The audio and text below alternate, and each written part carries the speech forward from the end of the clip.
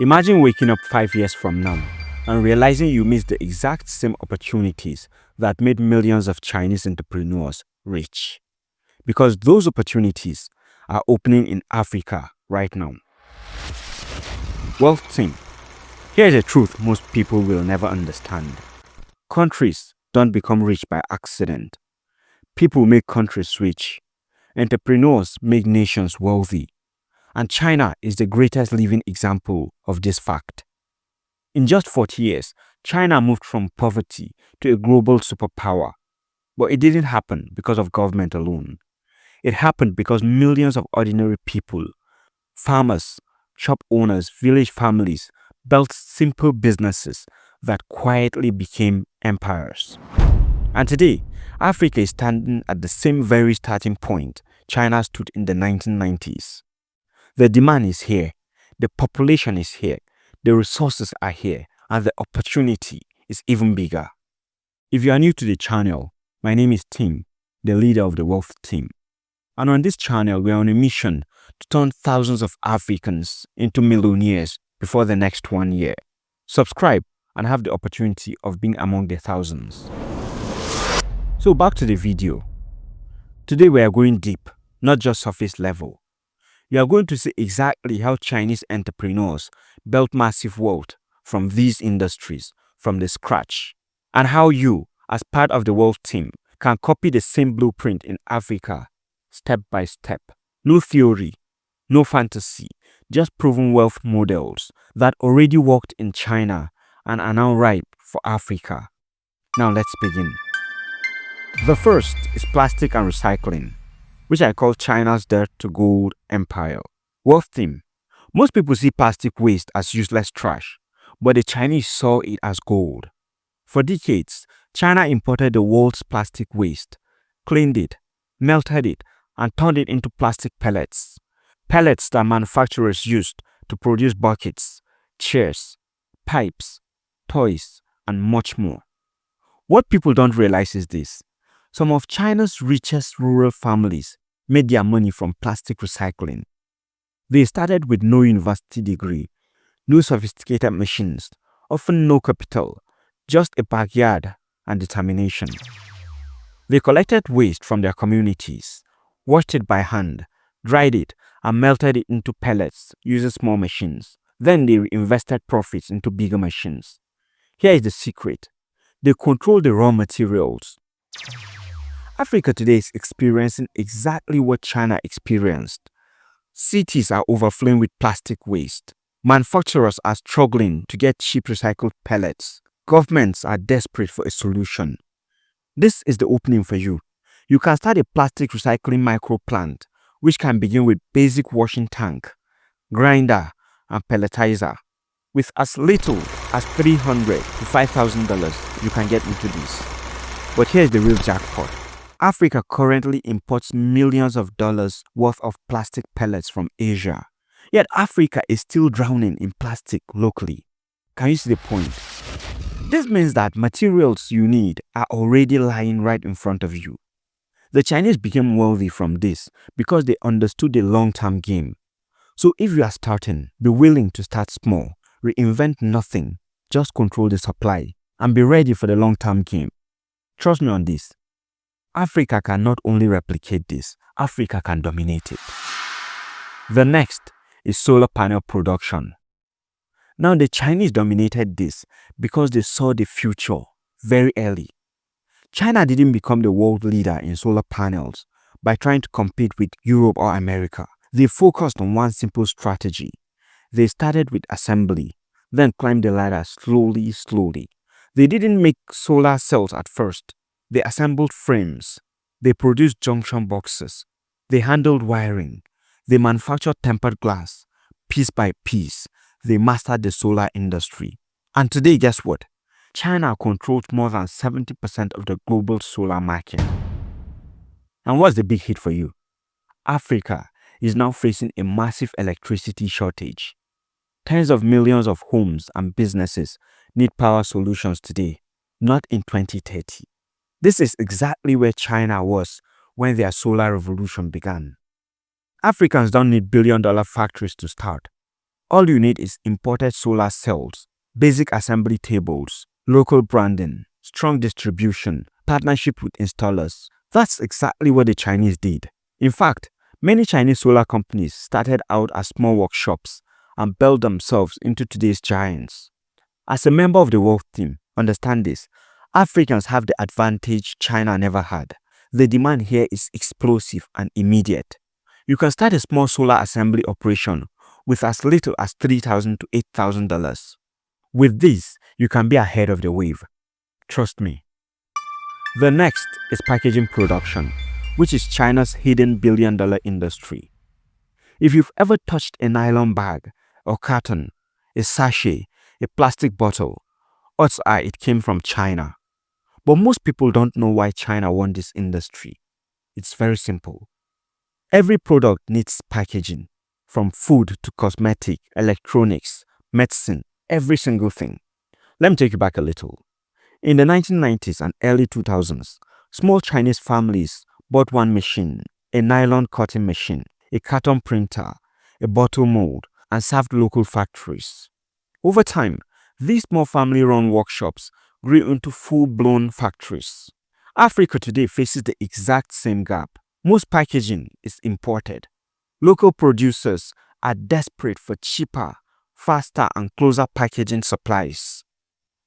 This means that anyone who builds a simple packaging business in Africa is tapping into a market that's already worth billions and is growing every month. And just like China, you can start small: nylon bag production, carton printing, PET bottle modeling, label printing, anything in that industry. Even with as little as $500, you can start a micro packaging venture. Trust me. This is how the Chinese families built generational wealth, with machines sitting in their homes. You can replicate that. The Chinese don't have two heads. The next is toy manufacturing. This is a very funny one because this is China's most underrated wealth secret. China became the world's toy capital by doing something incredibly simple. They started with the cheapest toys possible. They started from wooden toys, basic plastic shapes, rubber ducks, puzzle pieces, inflatables, and very little things. While the world ignored toys, China conquered toys. Why? Because children are born every single day, and parents will always buy toys. And those toys will soon be damaged, so more will always be needed. Now here is the point. Africa imports almost 99% of its toys, which means opportunities are everywhere in this industry. These Chinese entrepreneurs that conquered this space didn't build billion-dollar factories at first. They started with small injection molding machines worth less than $500. They used cheap molds. They targeted local holiday demand, school supply shops, and wholesale markets. Let me shock you on one thing. Africa can do this better today. You, as a member of the world team, can create African superheroes, African dolls, African board games, African whatever. Turn it to toys. This market is ripe, the demand is guaranteed, and guess what? The capital required is very, very little. Now to the next, which is agro processing, China's formula for turning soil into gold. China learned early that raw crops don't make nations rich, processed products do. When drought hit, China dried fruits. When global oil prices rose, China refined local vegetable oil. They processed spices, flours, teas, herbs, noodles, and thousands of food items and exported them globally. Africa has richer soil, better climate, and more land. Yet Africa still exports raw materials and imports processed food. This is exactly where China was decades ago, and they solved it through one strategy: value addition. A cassava root worth 10 cents becomes $3 when processed. A raw tomato becomes $2 when dried and packaged. A simple bag of plantain becomes premium flour. Are you seeing the point? Africans can do the same. You can do the same. And your advantage is the profit will even be higher because Africa sits on the resources. A small agro processing unit can cost you between $300 to $1,000, depending on the product. China built its food empires this way. Africa can now walk the same path. The good news is, it will be faster for us.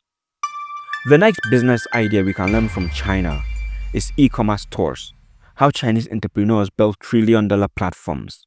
Now understand one thing.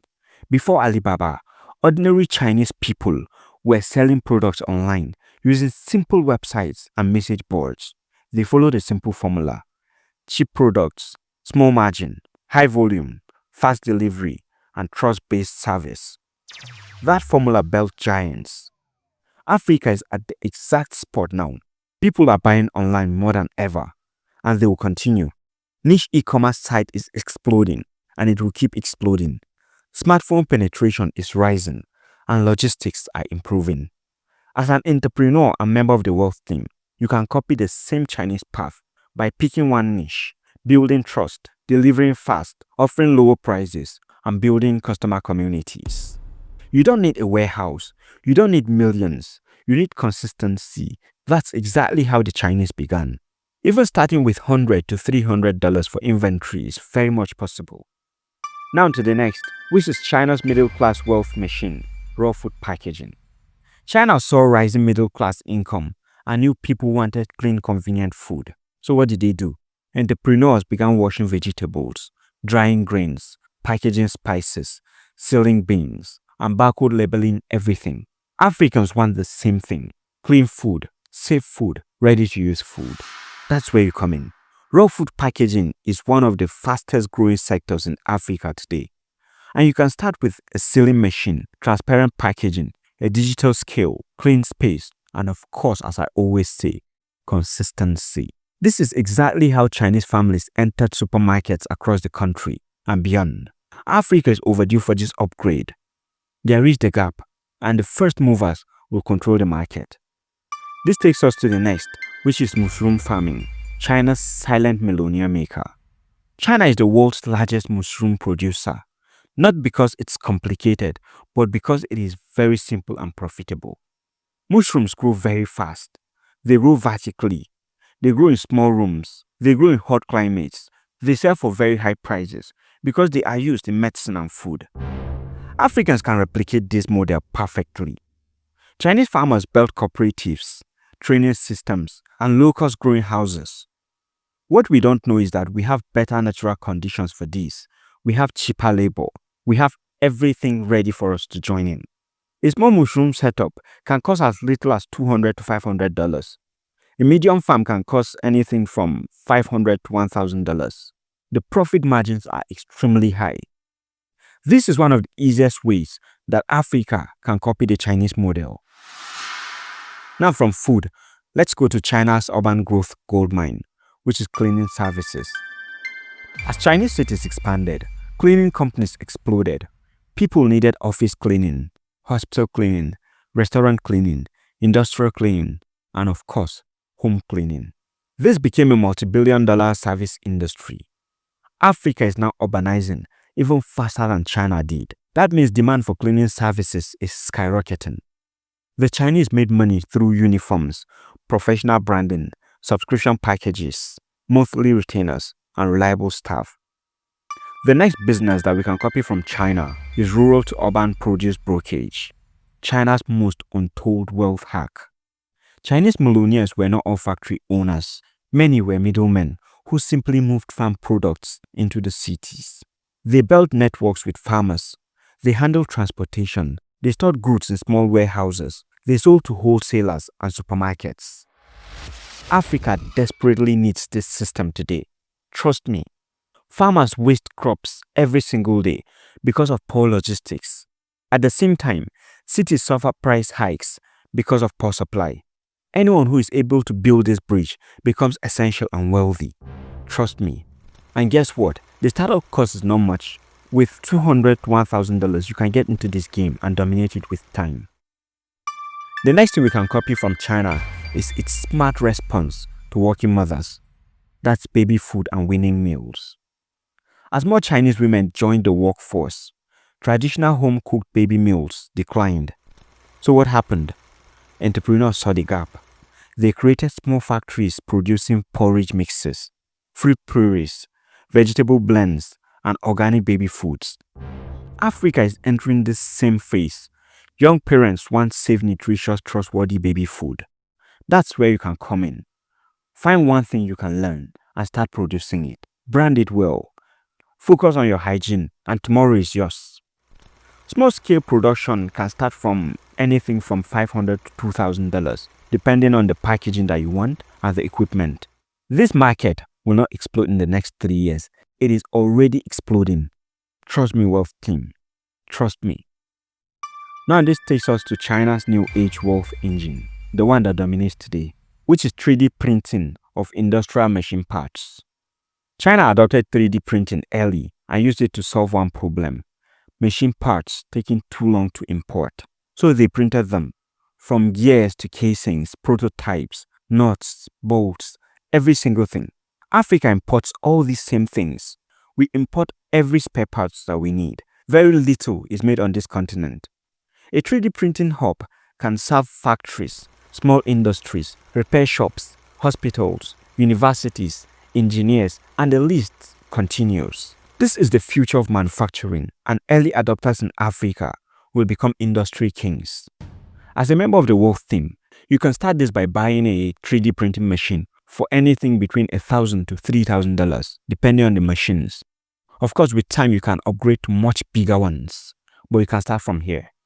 Here is the big picture that many people do not see, and why these businesses worked in China, and why they will definitely work on the African continent. China succeeded because they started small, they focused on demand, they invested profits, they built family businesses, they served their communities first, they copied global models and improved them. Africa has now more tools than China had. We have more technology, we have more global knowledge, we have China to copy from, we have more investors, we have digital platforms, we have a more youthful population, we have people that are willing to make money. That is why you are watching to this moment.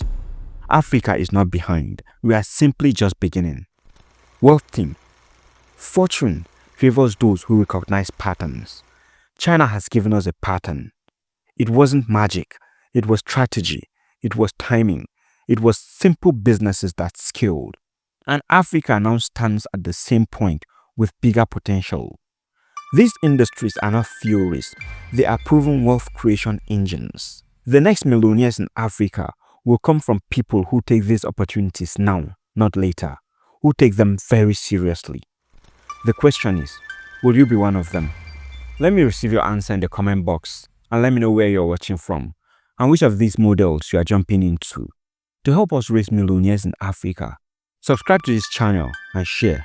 Wealth Team, your journey begins today.